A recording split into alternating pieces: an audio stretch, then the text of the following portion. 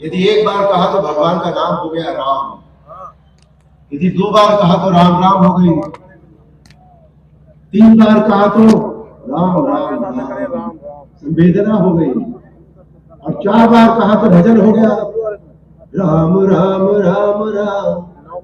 और अंत में तो भाई राम नाम, इसके आगे मैं नहीं बोलूंगा।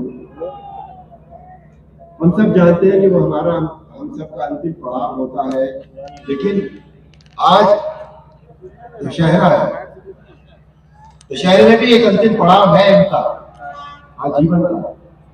लेकिन हमारे लिए दशहरा जो कहता है, जो हमें देता है, जो हमें सिखाता है, वो है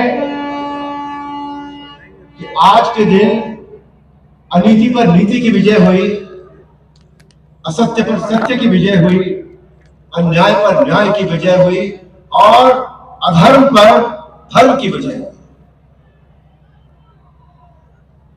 तो जीवन के लिए जोश जरूरी है, उत्साह जरूरी है, विजय का एहसास होना जरूरी है, और विजय बहुत जरूरी है। लेकिन हमारी विजय किसके प्रति होनी चाहिए? हमारी विजय रावण नाम के शत्रु के अगेंस्ट नहीं होनी चाहिए केवल, हमारी विजय होनी चाहिए हम पर।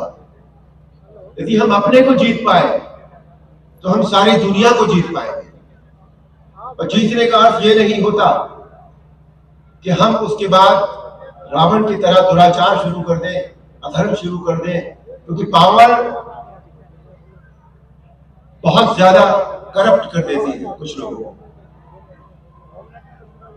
कहते हैं धन और पावर ये दो चीजें ऐसी होती है जो इंसान को करप्ट कर देती है। लेकिन ये बात रावण के साथ तो कही जा सकती है, पर राम जी के साथ नहीं कही जा सकती। राम जी के पास धन भी था, अयोध्या के युवराज थे जब वन को गए, और पावर भी थी, परमात्मा थे। तो ये बातें हमें रामायण से सीखनी चाहिए। रामायण को केवल एक मनोरंजन की दृष्टि से न देखें। रामायण से जो सीख हमें मिलती है वो किसी भी परिस्थिति में हो, चाहे हम किसी भी तरफ हो, लेकिन वो सीख ऐसी है कि उससे हमारे जो विकार है, जो मानसिक विकार है, यानी कि काम, क्रोध, लोभ, मोह, अहंकार, उन पांचों पर हम विजय प्राप्त कर सकते हैं। तो दशहरे के दिन आइए हम संकल्प लें कि हम किसी और पर नहीं, पहले अपने आप पर विजय पाएंगे, तब हमारा हर साल दशहरा मनाना सफल हो जाएगा। और मैं आप सबके मैंने कह तो दिया कि मनोरंजन की दृष्टि से न देखें, और ये बात सही भी है, लेकिन मैं आपके सामने एक संवाद रखना चाहूंगा जो मनोरंजक तो है ही, लेकिन उसमें कितनी सीख है ये आप देखिएगा। वो संवाद है भगवान श्री राम और रावण के बीच।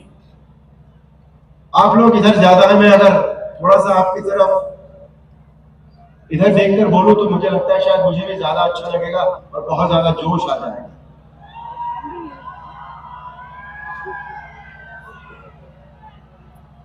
रावण जब युद्ध क्षेत्र में आ गया तो उसकी भेंट हनुमान से हुई सबसे पहले, और हनुमान ने उसे उसकी छाती पर एक घूंसा मारा जिससे रावण बेहोश हो गया।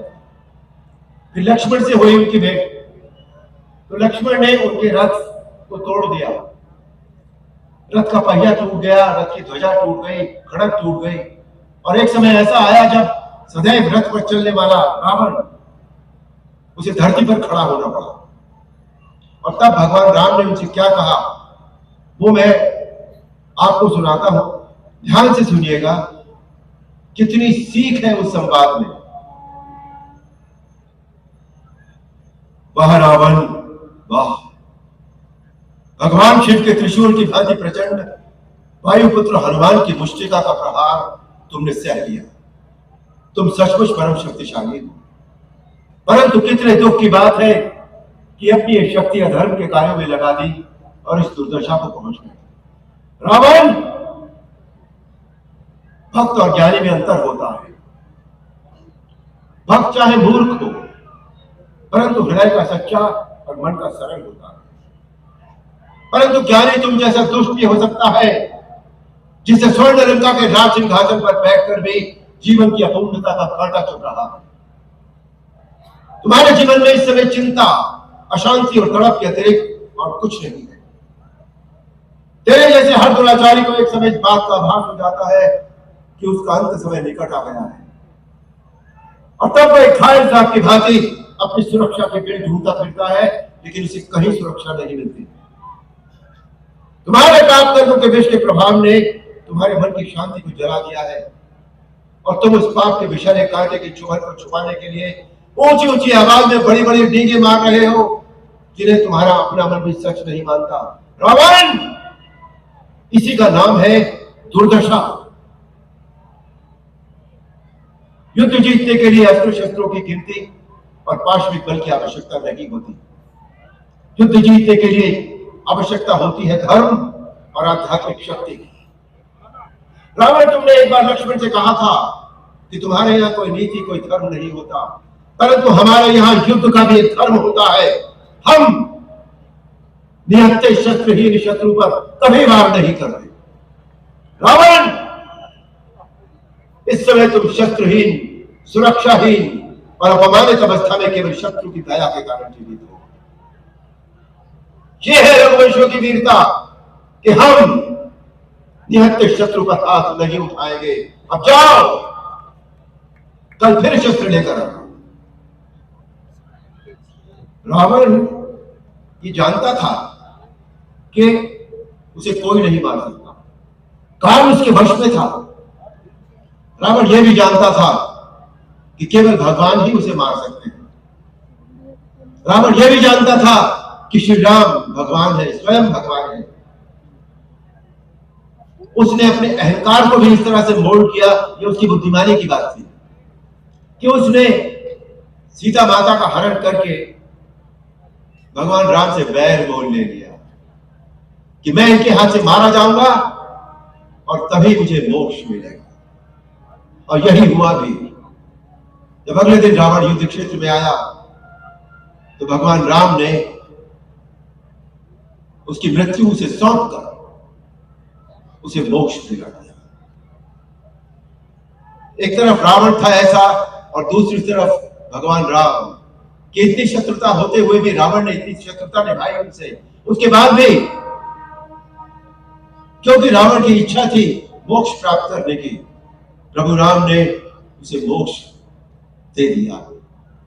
तो इसका अर्थ यह निकलता है कि यदि हम सच्चे मन से प्रभु से प्रार्थना करेंगे, सच्चे मन से प्रभु की उपासना करेंगे, तो जो हमारी इच्छाएं हैं वो अवश्य पूरी होंगी। फिर वो चाहे तन की इच्छा हो, मन की इच्छा हो, या फिर धन की इच्छा हो। इसी के साथ एक बार आप सबको दशहरे की बहुत बहुत बहुत बहुत शुभकामनाएं। जय श्री राम। जय श्री राम। बहुत बहुत धन्यवाद अरुण गोविल जी।